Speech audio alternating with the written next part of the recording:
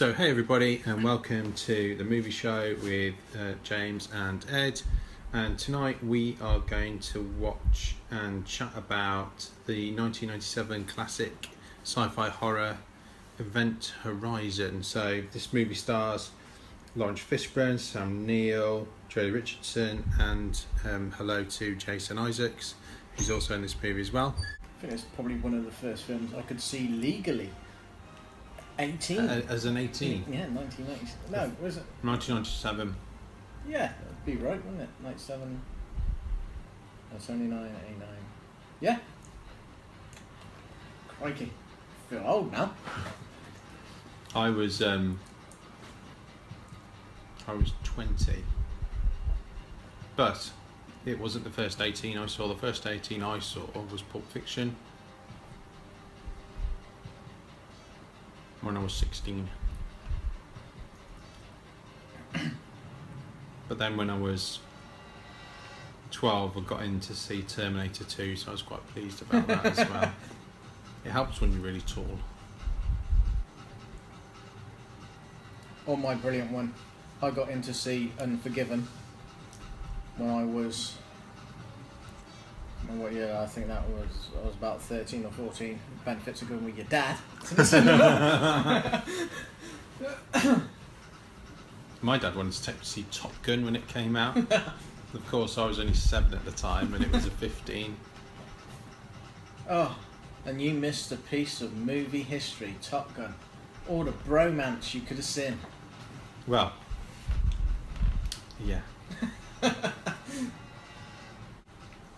I haven't seen this film, I don't think, since it came out of the cinema. I remember having the poster of the ship in my bedroom at home. I've seen it, I watched it about a year back. That was the only reason. I've been to a job and I found a copy that nobody wanted. I thought, oh, Event Horizon, I'll watch that again. But So already we're up behind because it's first permanent colony on Earth in 2015, 2040 deep space research. So the Event Horizon disappeared in the year 2040.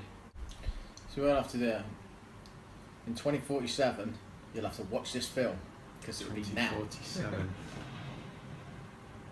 Holy cow, I'll be 70 years old. So apparently a lot of the budget went on this particular bit. Because I don't think it did too well at the cinema, did it?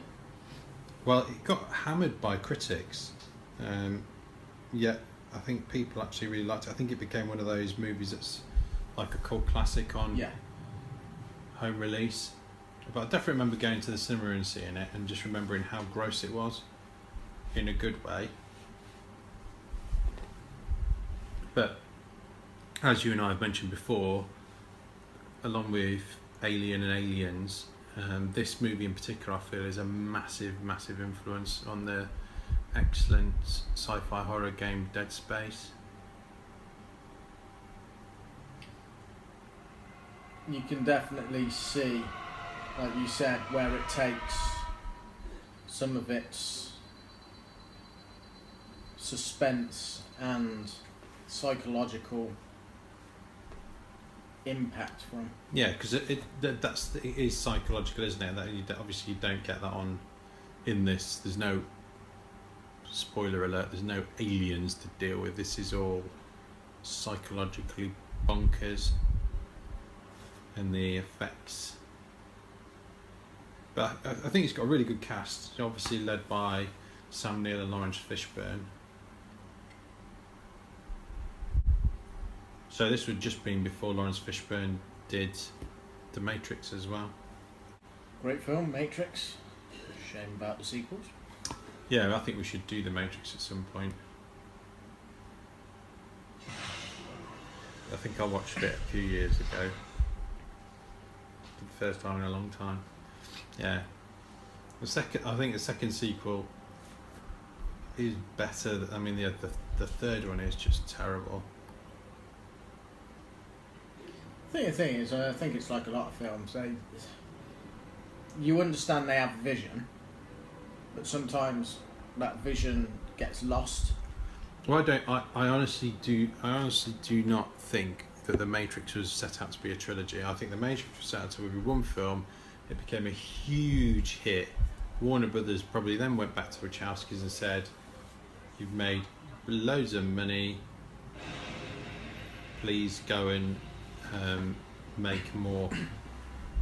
And I don't think they had an idea about what they wanted to do, and because it finished perfectly. Neo was super powered. There's no way any of them. There's nothing could stop him. And then it just. Well, we've just been introduced to Sean Pertwee, which probably means one thing: he won't make it to the end. Probably not.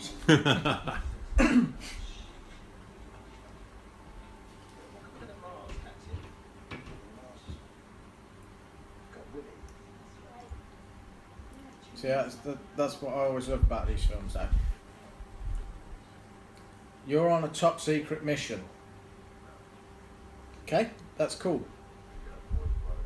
But a lot of the crew, we're not going to tell you what's going on. So that when stuff starts to happen that you really could do with knowing what's going on, it's already too late. You're dead. Because this always reminds me, in some of these films, when you look at the cast, it always reminds me of like the old Star Trek gag. Ensign Smith, you're coming down to the planet with us. Ensign Smith's going to die. I think some of it has as well. It does pay, well, tip its hat to Alien and stuff like that, because all the interior's white. Yeah. And of course, a lot in that, when they came out of their cryopods, it was all white in there.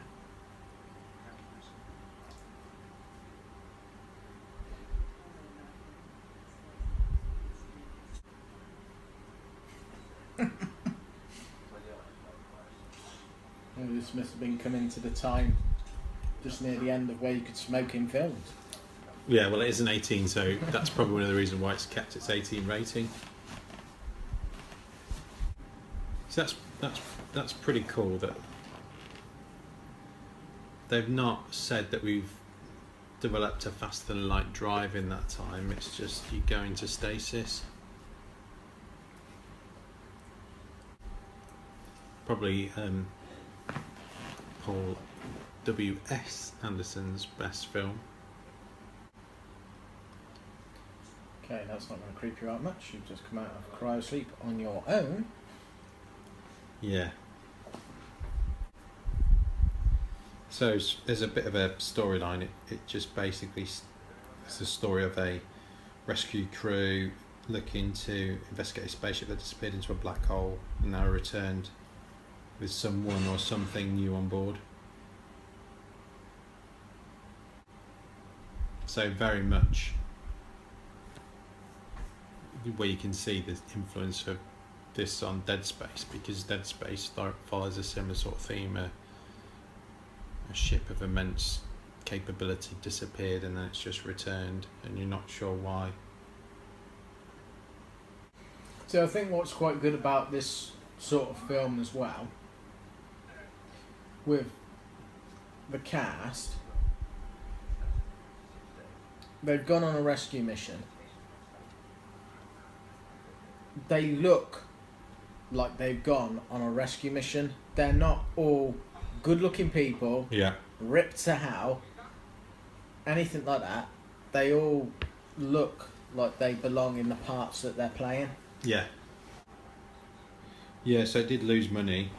It finished with a worldwide gross of 47 million off a budget of 60. Ouch.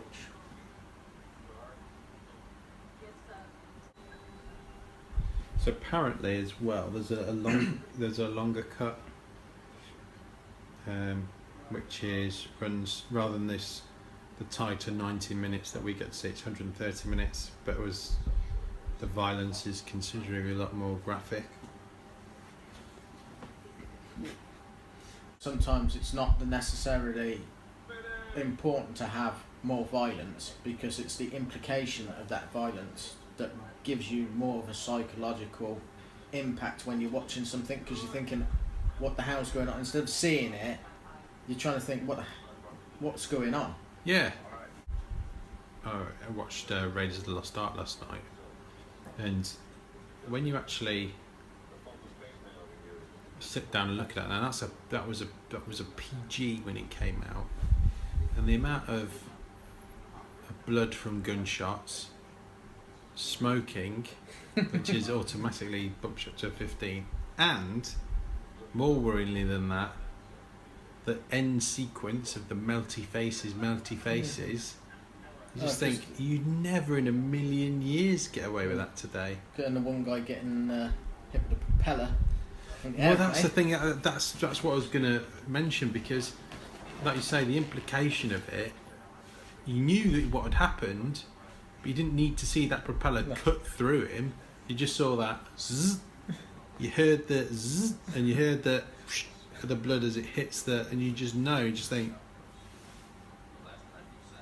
that's going to be nasty. Yeah. Indiana Jones, you've got it right. You just keep your head right down.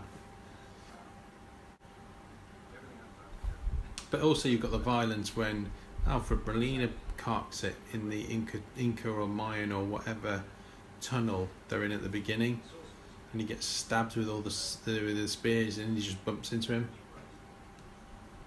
Then, of course, if people don't like spiders, of course, there is that sequence.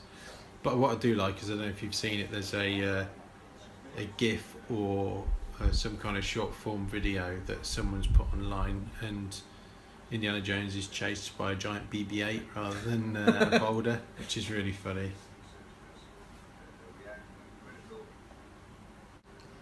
So there you go, you've got guys telling you that they've invented a ship that's supposed to be faster than light capable, and you got everybody telling them, yeah, but you can't do that. Hello, I invented it. I know what the ship is. This is the ship we're trying to get. Apparently, as well, the explanation he gives is paraphrased and used in Interstellar, the Christopher Nolan movie.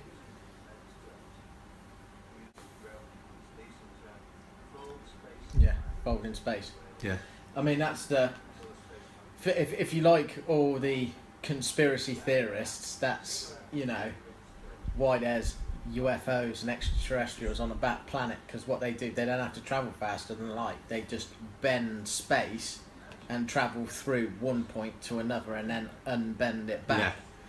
Which, obviously, I mean, when you talk about,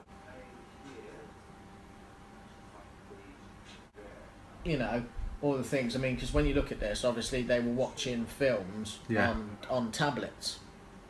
And I mean, iPads not out quite then. So, I mean, I suppose somebody watched this and thought, I've got a great idea. Yeah. But a lot of the stuff does come through sci-fi, doesn't it, in that regard? Oh, I know I've seen him recently. It's because I watched Super 8 and he's in Super 8.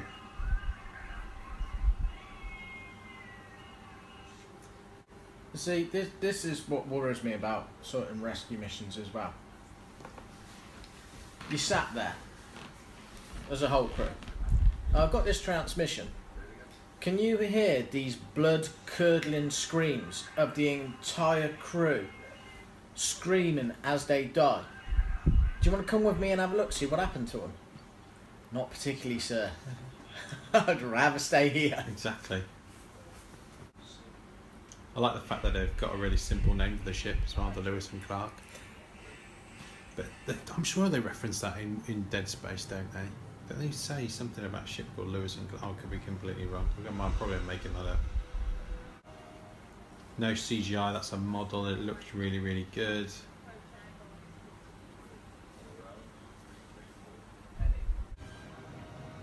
I mean, that's one thing we've always said, though. I know you can tell certain modelling, because you still have to have some sort of blue screen, or you have to have some sort of camera trickery to blend it in. But really and truthfully, it's far superior to CGI, because CGI, you look at CGI, it automatically, Yeah, you can tell. But I mean, it's getting better. Yeah, it is getting better. But you're right. But sometimes I think the trouble, personally, for me, with CGI, they use too much of it. When you've got a scene, you only need to do part of it. You don't need to do the entire thing, because that's where you can see it. Well, they should do it as a complement. Yeah. So, I know from some reading that I've done about the Star Wars: The Force Awakens. Originally, George Lucas wanted to do shots of the Millennium Falcon going into hyperspace, within hyperspace, and of course they couldn't do it at the time, didn't have the technology. That's something that J.J. Abrams was able to do, and you saw it in the recent one. It's just something very, very subtle. That is one big ship. It is, isn't it? The Lewis and Clark is absolutely tiny in comparison. Yet, you would question, wouldn't you, those sort of 4 struts that hold the head of the ship to the rest of the body ship. Don't know that's secure. When you look at it from the one angle, though, it reminds me a little bit of a Klingon warbird. Yeah, it is. Yeah, bird of prey. Yeah, you're right. Yeah. It does. It's just when you see that one shot. It's the angle of the wings the wings, isn't it? But that central structure just doesn't look very secure. Why would you do that? I like it as well. The ship's like patchwork. They've got like tape over certain bits of equipment and chairs and the like. Because I remember in a film that he was in with Jeff Goldblum called Deep Cover. That's a really good film. I think he plays an undercover cop. Jeff Goldblum's like this big time dealer. And Jeff Goldblum's really good because he doesn't play Jeff Goldblum. See, now that's the thing that I'd say is a flaw for me. You're going to send somebody out into space and it's just a clip-on carabiner. It's not one of those ones that you screw to secure it. So all he's got to do is accidentally hit that, and he'll come unclipped and float off into space.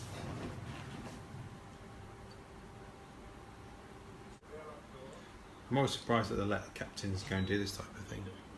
Yeah, I think that is the inconsistency with anything. I mean, it is, in a way, it's like Star Trek.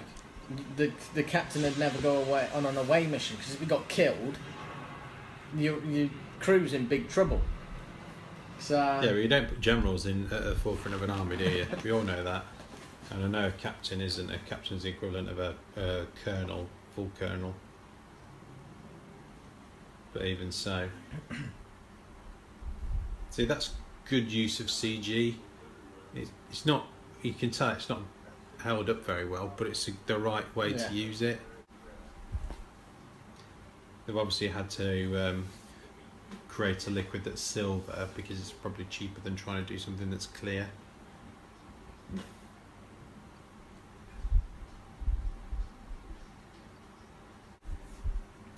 Yeah, I'd be pretty much everybody's dead, let's go. I think what I would be doing if I was in his shoes, and obviously you can't do this because it's a movie and they have to follow a specific storyline, but I would be messaging back to Earth or whoever they're responsible to, and just say, we've found the ship. Our ship isn't powerful enough to get it out of the atmosphere. We need a few more ships to come along and help. We're going to need a bigger boat. Exactly. You can kind of tell that this isn't a good sign when you go inside a corridor and everything's really jagged and spinning around you. There's blood everywhere. But I don't suppose yeah, it's those one of those doors things don't look friendly either, do they? No. So I think that's the thing in this, isn't it? When you're first watching it, the crew can see certain bits, but you can see everything. Yeah. Even the bits that they can't see. Which, of course, adds to the tension because you're wondering, are you alone? Are you alone? Well, that doesn't look like a pretty way to go. As I always tell my missus, bit of surgical spirits and a plaster on it, that'll be fine. It'll heal him up quite nicely. course, he might need a bit of CPR and a defibrillator to bring him back to life. Yeah. That gravity drive just looks nasty. See, this is the only thing as well. I know you need it for the story, but why are they all splitting up? You try and keep people together because you don't know what the heck's gonna happen. Why does it look like it's something out of Hellraiser? Maybe that's where he got the idea from. No person should build an engine that's got loads of spikes in it and then go and walk in it. Oh, you just know. Yeah. This ain't gonna end well. No, I know what I'm gonna do. I'm gonna push it. Oh look, it looks like the Stargate. So now... That's not good. I mean, truthfully though, you'd think they'd build 90% of the ships out of stuff that wouldn't catch fire. Yeah. Well, so where the dude is splat. He's been hit with liquid nitrogen. Which one? Who was that? Which one? That just shattered. That was the dude who, the corpse that was floating. Oh, right, Ian. When they switched on the gravity, of course he hit the floor and exploded. Oh, brilliant. Nobody's coming to help us. Convenient. Huh. Well, you'd have thought, like you said, by now, you know, they're still using CDs. It's 2047. They've managed to make ships that can travel. Well, his ship travelled somewhere, probably where it wasn't supposed to travel, and it's come back. You'd think they wouldn't need a ship to do communication. You'd think they'd have some sort of wireless type of communication. See, that's where I'd argue with that, with the scientist. Oh, that's not possible. You couldn't have seen water, or you couldn't have seen this. Let me ask you, when we first started, we said faster than light travel wasn't possible, and you said you'd done it. So, there is the possibility that what I have seen is right. Yeah.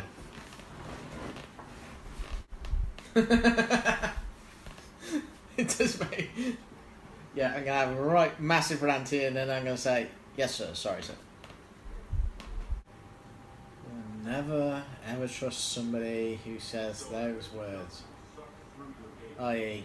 trust me or it's perfectly safe. At least he's smart. Yeah. He's already obsessed by it.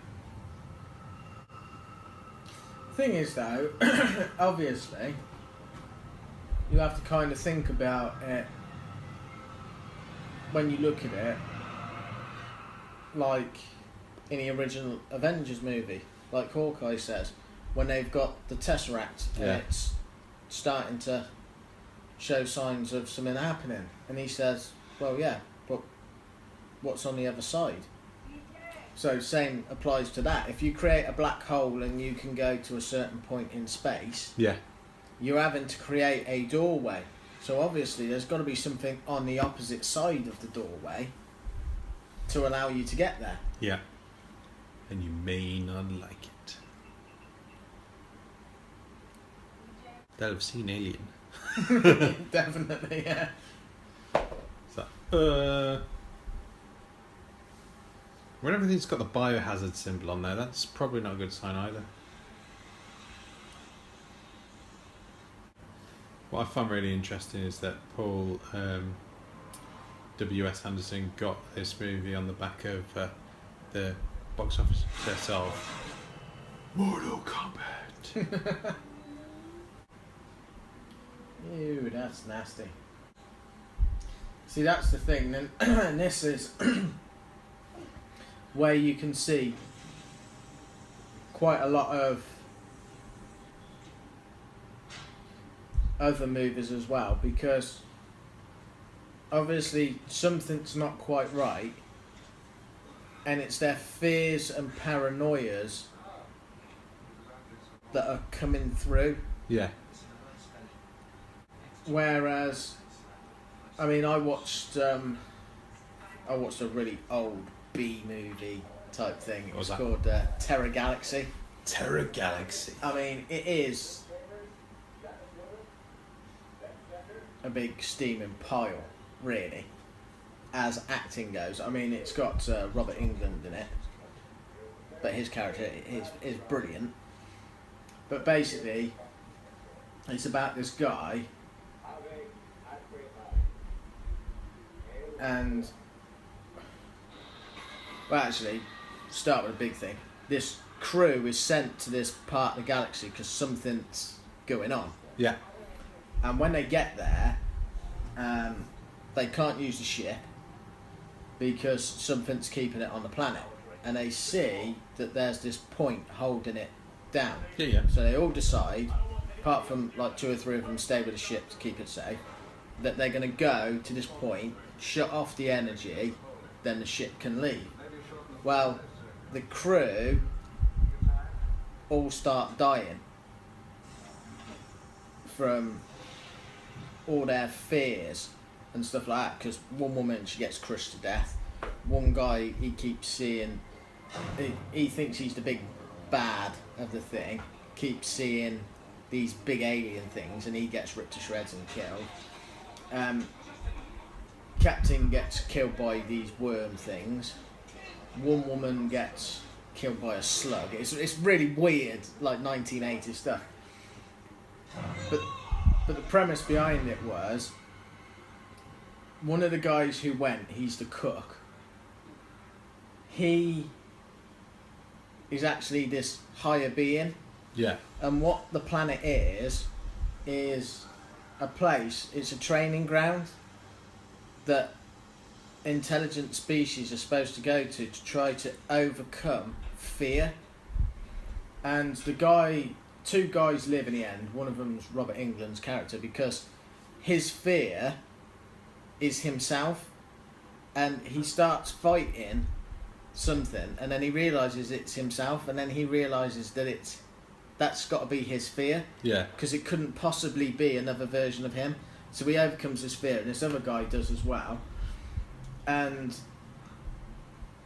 at the end, it's really clever, because the guy says to him, "Why did you kill all the other crew?" And he said, "They had the same opportunity as you to overcome their fears, but they just chose not to." I mean, it's really, really low budget. It's really terrible, but you can see the sort of premise of where a lot of these films came from. Because you look at it, I mean, like you said, you've got Alien, and I think that's the thing with Alien. There's something that you've never encountered before. You don't know how to kill it. You don't know where it is. And even with a crew of a lot of people, you just, you're getting picked off. And of course, then your fears and paranoia start to kick in a way. And that hinders you as it is. See, that's the thing. The scientists right now, I'd punch him in the face, knock him out, because he's going to get killed. Because the simple fact is, he's saying, "Oh, it's all paranoia and all sorts of stuff like that." Yeah, but 3 different crew members have seen something hinky. Yeah. Doesn't that usually denote that, something is going on? Yeah. Even he's seen something, but he's not willing to accept it. It's interesting as well, because his dad, of course, was Doctor Who. Where is he now when he needs him most? Yeah. Pop in the TARDIS, say, "Hello, boys and girls. I got my sonic screwdriver." Exactly. Everybody run. I'm just going to seal the alien back where it's supposed to go. I really want one of those caps. that's got Lewis and Clark next to them. They're really cool.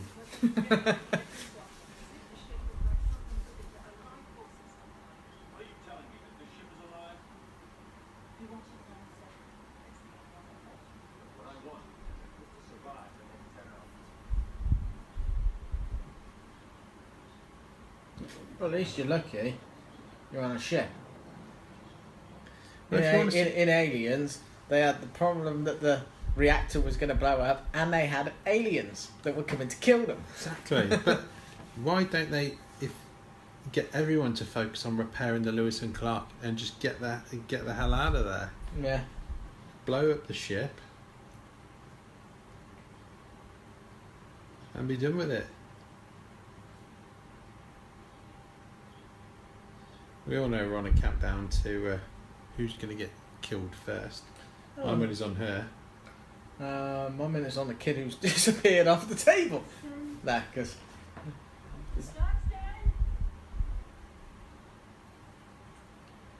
I'm going for her, Jason Isaacs, and then Sean Pertwee. Not that I can remember.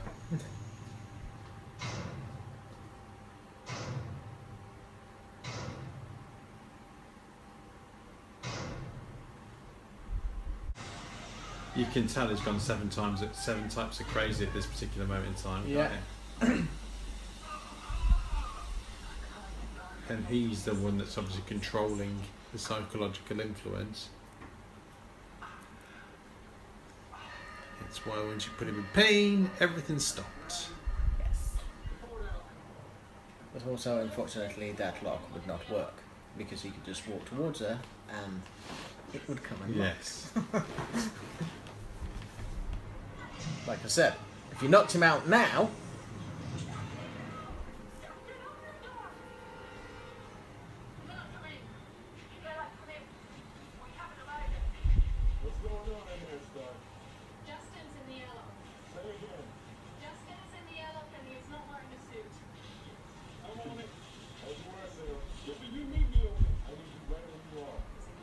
Yeah, fixing this ship so we can get out of here. Exactly.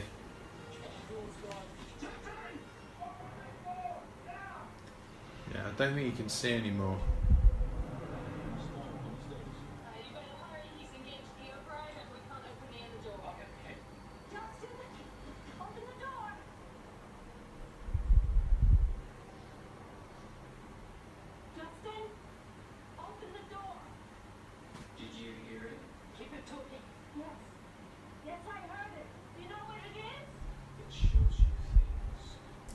See, this probably for me is the only slightly weird thing about this film.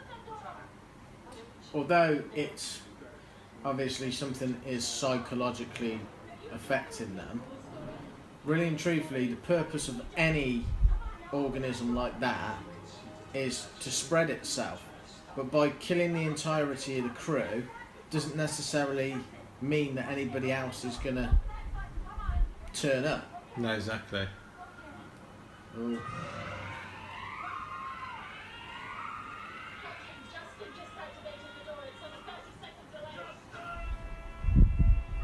Yeah, shouting that's not going to really change anything.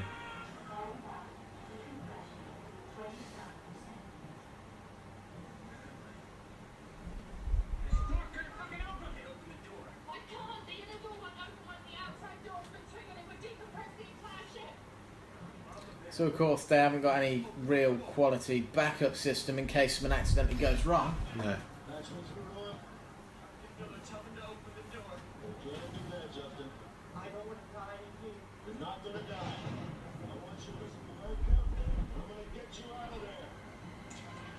Ooh, nasty, his veins are popping out.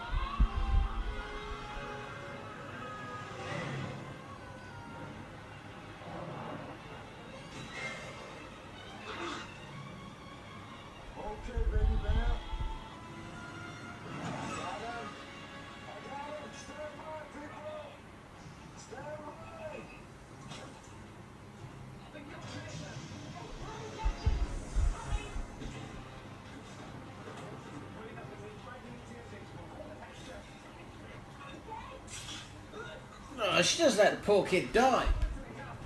That's just nasty. I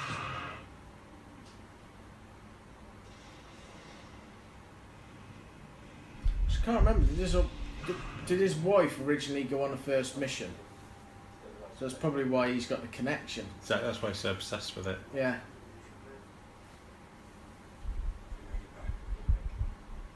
You.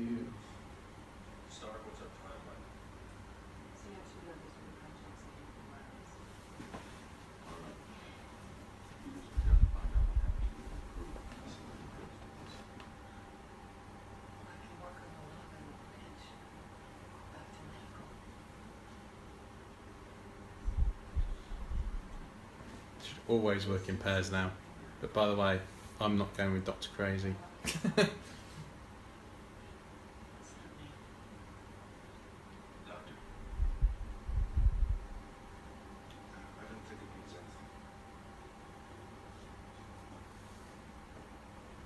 Oh no, you've really annoyed me now.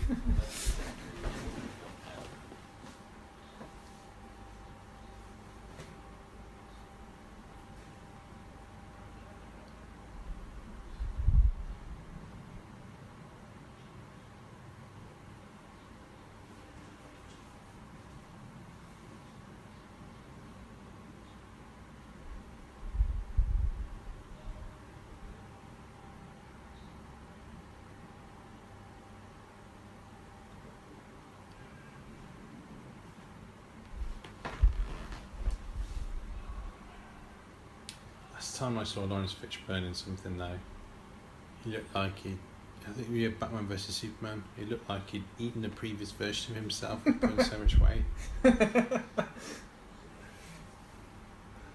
Yeah, it's like I was looking at Russell Crowe in the other day. He's gained a couple of pounds. Yeah, he's big in the other guys, like properly big.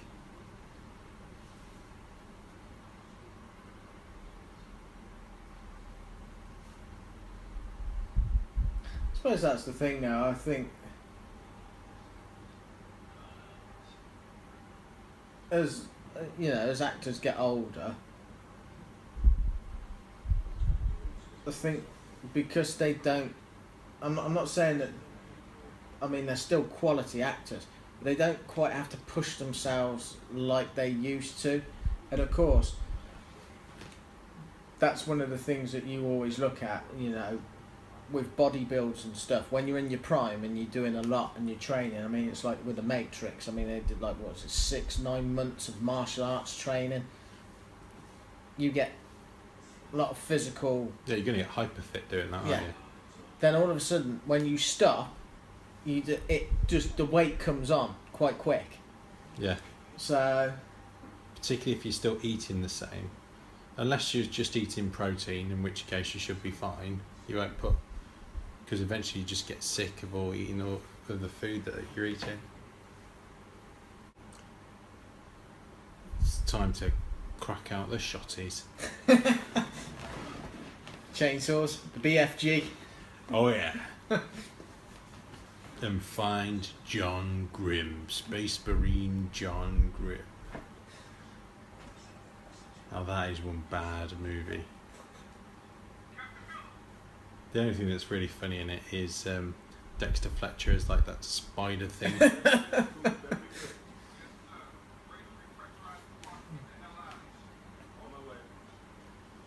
Yes, it turns out, Carl Urban, who's playing John Grimm, you're some kind of super soldier. But no one's ever told you until the moment when you were just about to die, and then you can recover from any unknown injury. Except when you find the rock.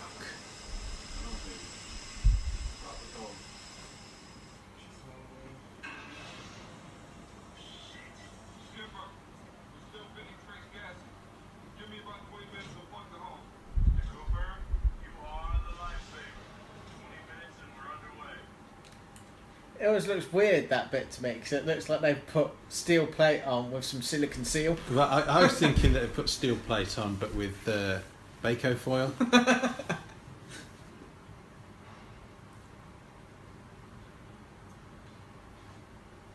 Creeps me out as well is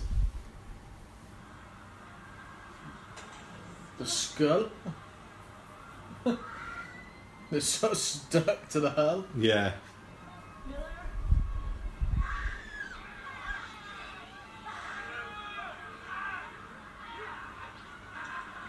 Yeah, nice.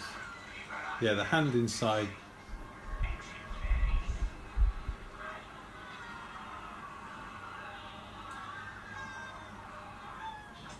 Yeah, the eyeballs in the hand is an interesting touch.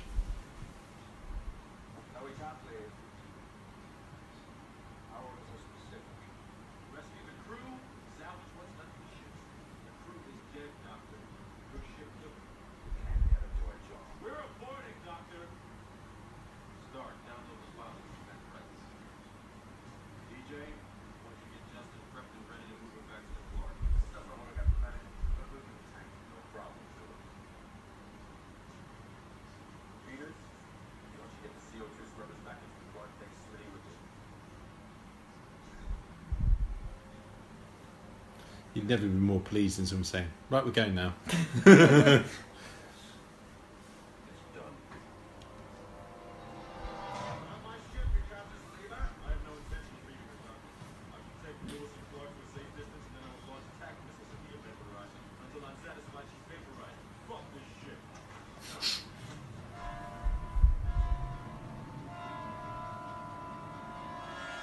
Yeah, that's not normal. I mean, that's the thing as well. You know, he's obviously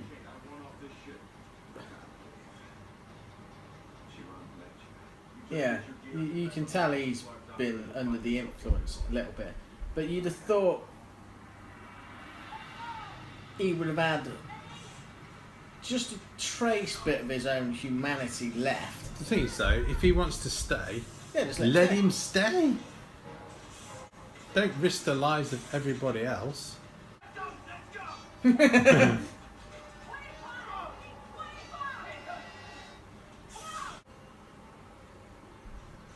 there's less of them on the ship. You won't need quite as many. Yeah. CO2 scrubbers. Yeah. Now, come on, lady. Think logically. Did you bring your son with you on the mission?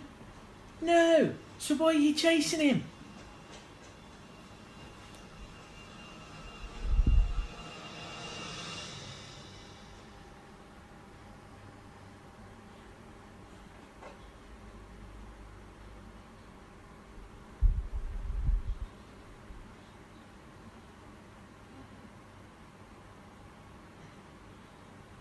No, someone's going about to go splat.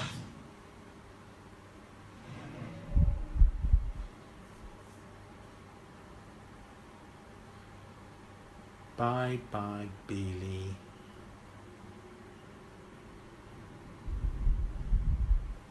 Yeah, splat.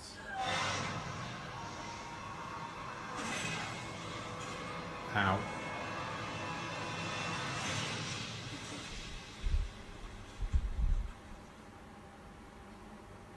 That's not a nice way to go. Oh, she's still alive. Oh, and a kid smiling. Yeah.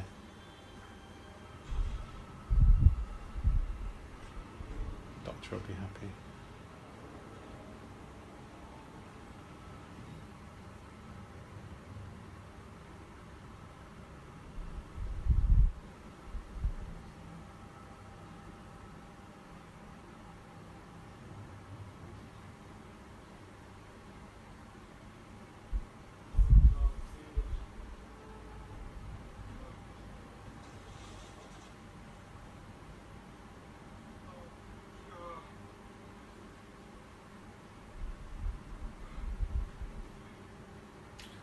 The fact that she's got black eyes, I think you should start worrying about that.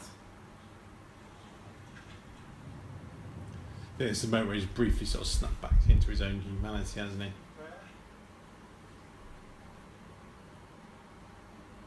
Well, I suppose, even if you have some sort of breakdown or hallucination, your body will try to fight for some sort of normality to start with.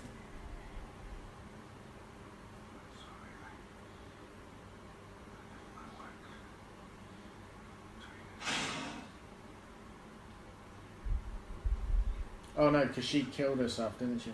Oh, that's it. Yeah.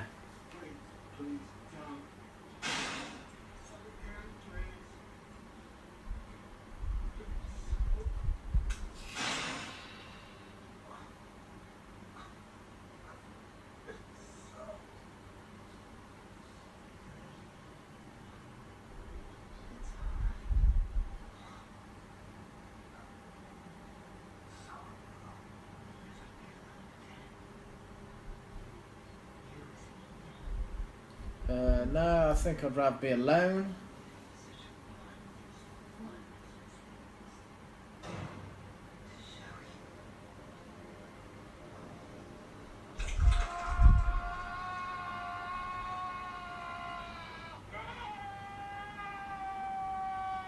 That's the worst thing. He's doing it to himself, isn't he?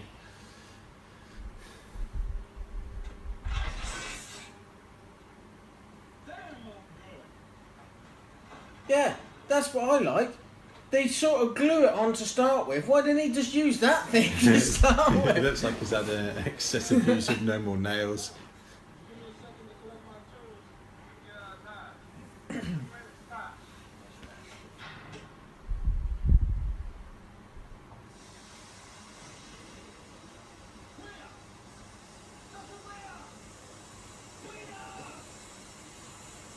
Well, don't go chasing after him, fool.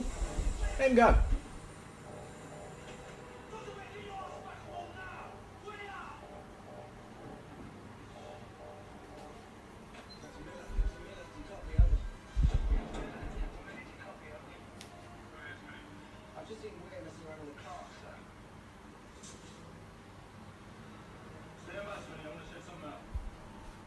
You don't need to check it out. You know what's happened. He took a bomb. He's t-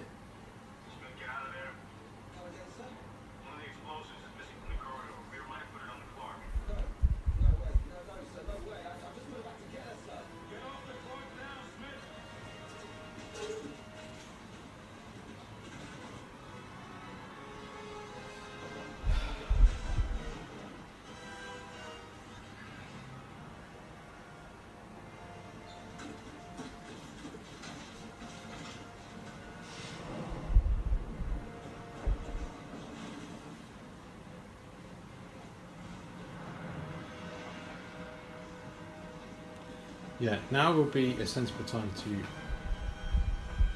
do what one shepherd said to the other shepherd. 3 seconds.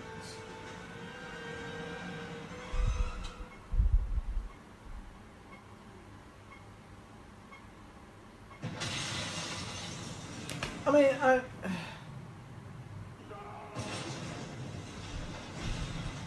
I understand. He loved the Lewis and Clark. It was his shit.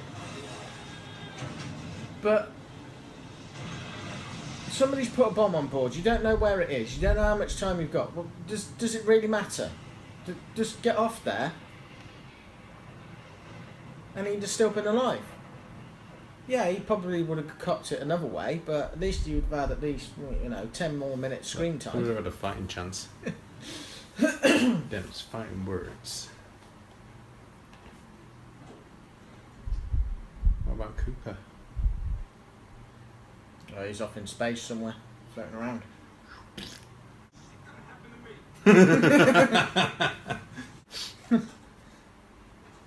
And he overshoots by 2 miles. Exactly.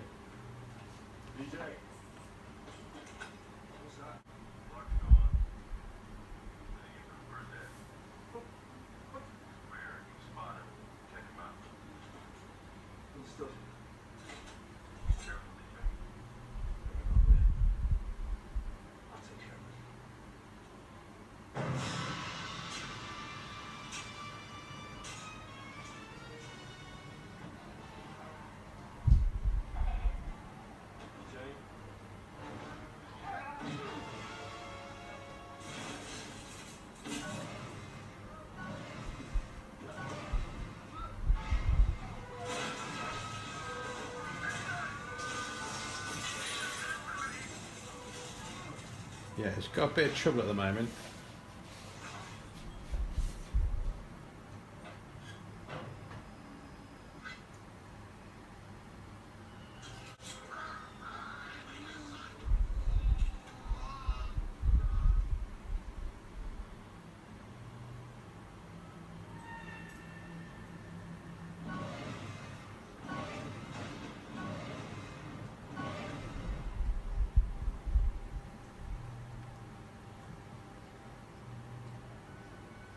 That's a really new kind of gross. It certainly is. But what I want to know is how the hell he did it so quick. Exactly. Yeah. See, now he's got the smart future guns.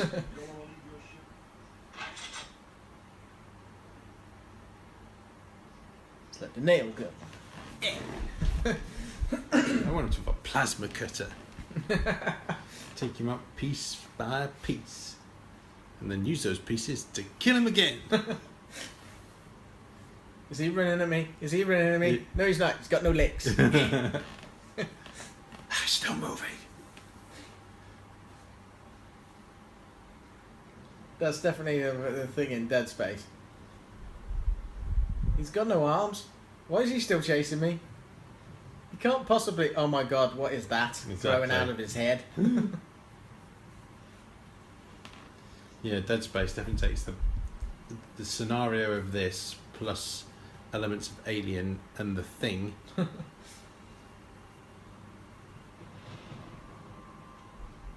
think the worst thing is when you're first playing that game, you've just got like the little biped things running around chasing you, and then obviously you get the little things that keep spewing babies at you, and then all of a sudden you meet that huge tank, like, and you're running around, you're thinking, I've got no ammo. What am I supposed to do? If I melee him, no, that just gets you killed. Good game. Second game even better. Third game terrible. I don't think I could even bring myself to finish the third game. Can't really remember if I did. Yeah, it's unfortunate because it could have gone to a dimension of rainbows and fluffy teddy bears. Yeah. Or if he's, why is it always chaos? Why never get to a universe of pure order?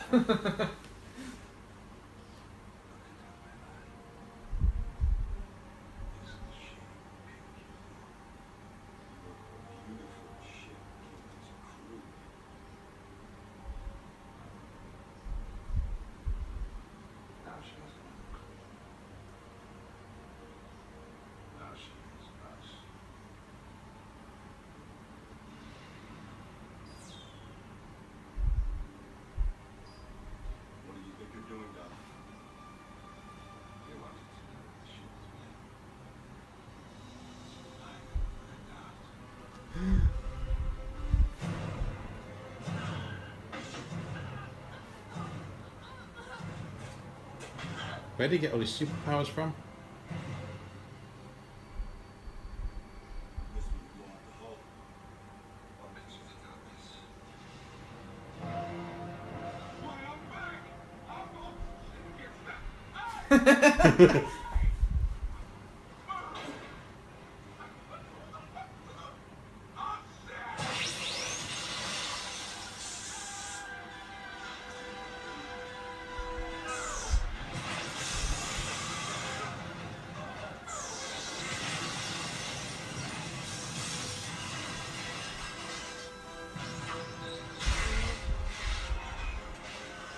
See, really and truthfully, I mean, that's a bit of a flaw as well. Because why does it need a window?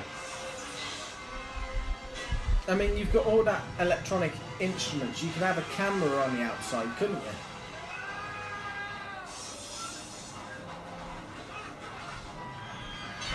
Why isn't Sam Neill sucked out into space?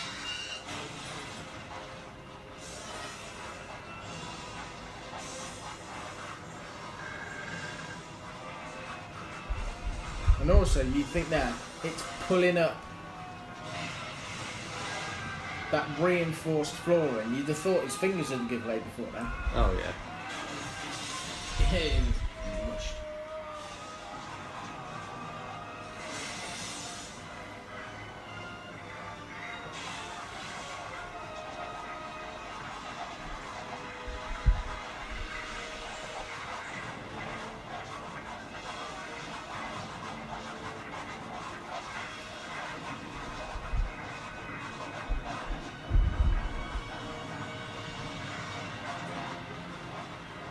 So I think that's really cool as well.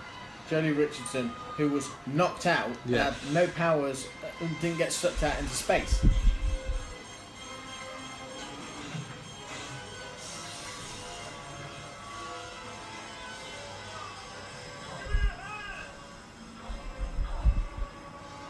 And be quick about it.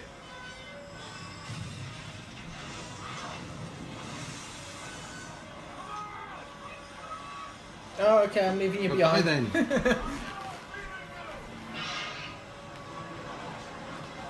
Quick, before this piece of plastic breaks, it's holding the door open.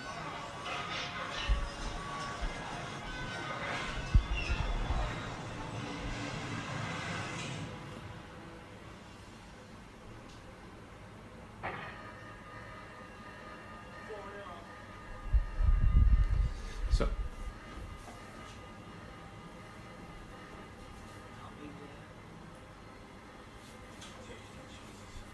No, it's going to be the dude who's outside, probably trying to get back in. So I'm confused. They've blown the front of the ship, but the nasty bit is at the back, or is it in the middle?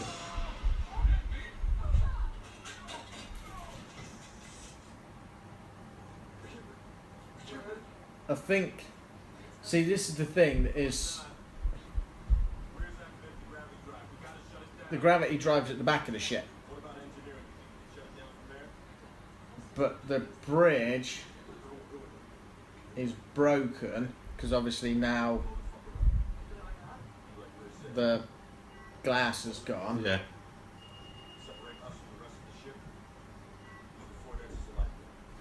Yeah, they're going to use the forward decks as lifeboat, but you can't control anything because the bridge is gone.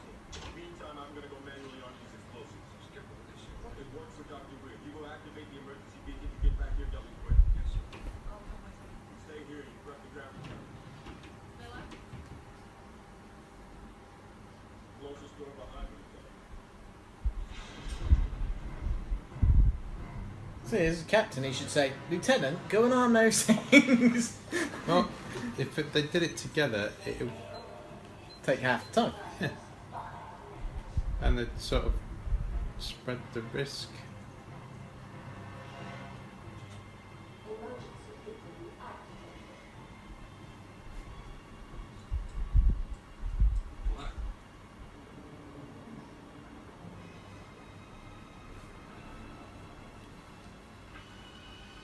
Why is the ship bleeding?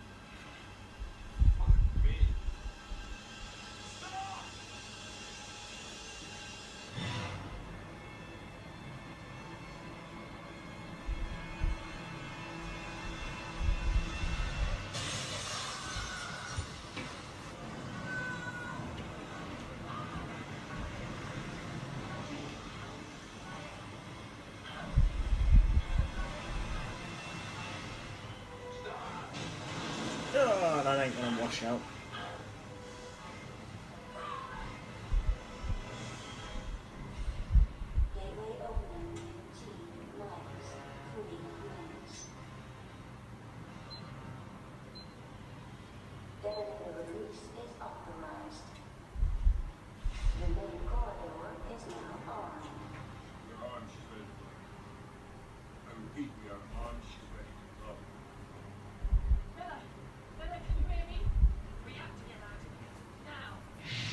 Oh no, I was just planning on sticking around for a bit longer.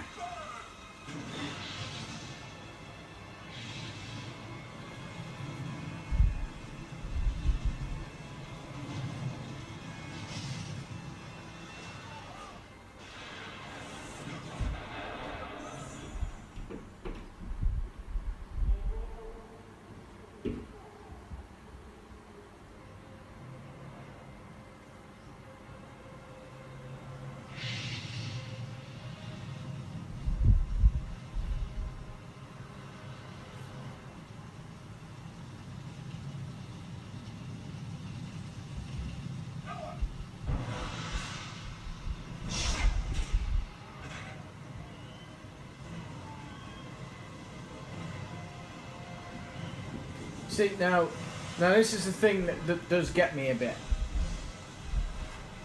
He's ended up in where the gravity drive is. Yeah. He knows he's not going to get up that corridor. T-minus 2 minutes.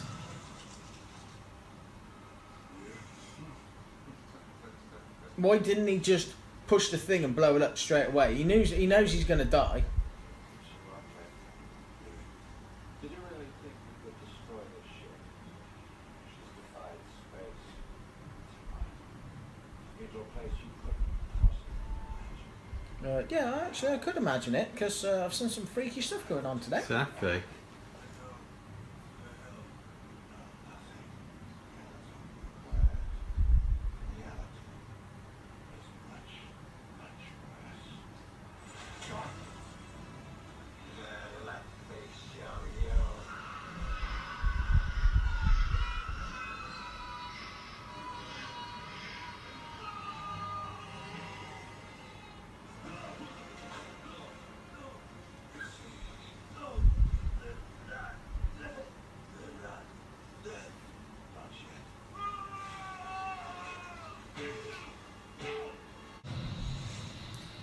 You're wrong.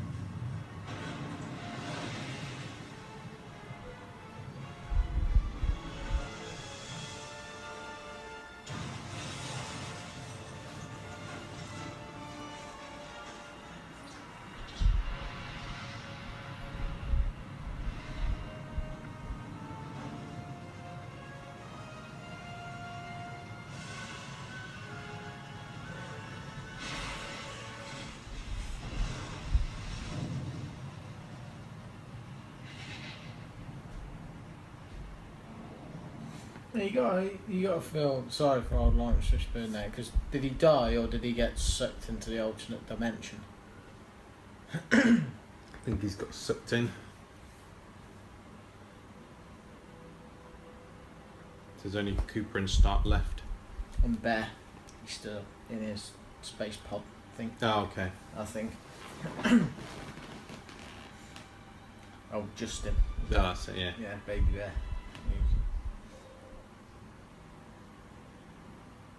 That's what I like as well. It took him 56 days to get there, 72 to get back. approaching the wreckage of the event horizon. Prepare to board.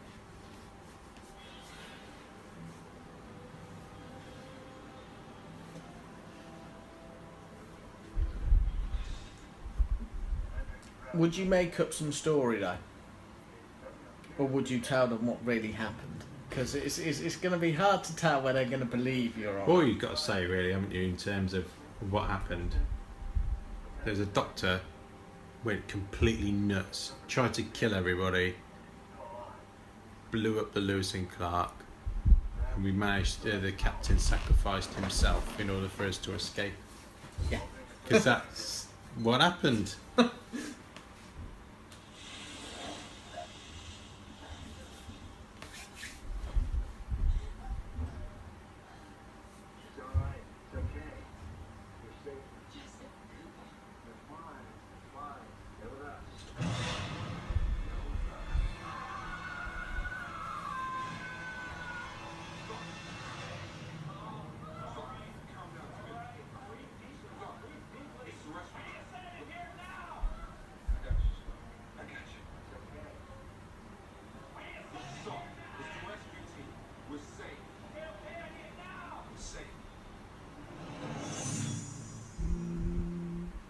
not too sure about that.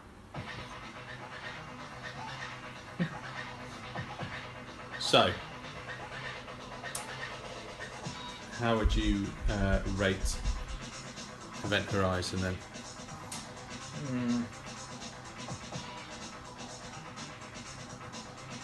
I think I'm going to give it a 7, because as a sci-fi, I think it has, especially when you watch it again, you can see where it got a lot of its influences from, and you can actually see stuff that you love that it has influenced later on. So I'll give it a 7, because I think there's probably just a few little bits of the story which could have done with a bit of tweaking to make it a little bit more sense. Yeah.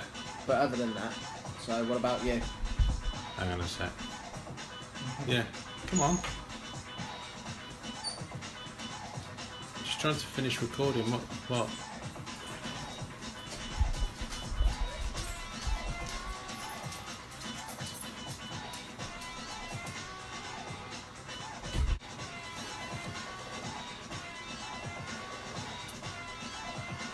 So I would give the movie 8 out of 10. I really enjoy it. I think it's clever. I quite like the psychological aspects of it. It's got a nice amount of gore without it being too OTT, and the gore is quite fitting. And I think also the cleverness of that is that they attack things physically that you desperately don't want to lose. So there's Sam Neill bit where he digs his own eyes out. The captain of the original crew has removed his eyes. Those are the type of things you just think is so horrific. You just don't want to happen, particularly if you have eyesight at the moment. You just know what it's like. You know how valuable it is. Why would you ever want to lose it? That, and it looks mega painful. I just think I think it is very influential. I think there's loads of great nods to other stuff from Hellraiser all the way through to Doom. And its influence on one of my favourite games of all time in terms of Dead Space is evident throughout. I definitely recommend watching it. It's good length, 90 minutes, nice and punchy. So yeah, I would recommend it. I think that's the thing.